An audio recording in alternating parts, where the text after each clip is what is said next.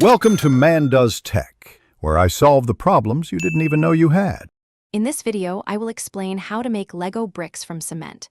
We'll cover everything from gathering your supplies to the final curing process. This method allows you to create sturdy, interlocking blocks perfect for many building ideas. You'll learn how to mix the right proportions of materials and ensure your bricks are strong and durable. Let's get started on crafting your very own cement Lego-style bricks. To begin, you'll need Portland cement, clean sand, and small gravel. A good general-purpose mix ratio is 1 part cement, 2 parts sand, and 3 parts gravel. This combination provides excellent strength. You'll also need a mold. Many people use silicone or custom-made steel molds that mimic the interlocking design.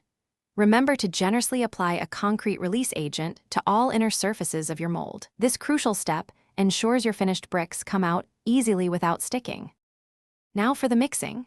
First, combine your dry cement, sand, and gravel thoroughly. Then, slowly add cool water, mixing until you achieve a consistent, oatmeal-like texture. The water-to-cement ratio is important. Too much water weakens the final product. Once mixed, carefully pour the concrete into your mold, ensuring it's completely filled.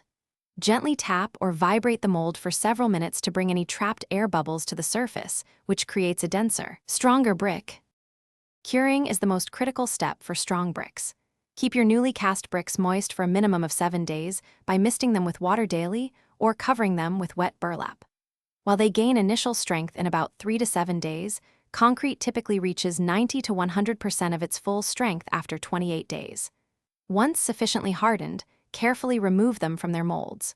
Finally, you can sand any rough edges to achieve a smooth, polished finish for your custom cement Lego bricks. Thanks for watching. If you found this helpful, don't forget to like and subscribe.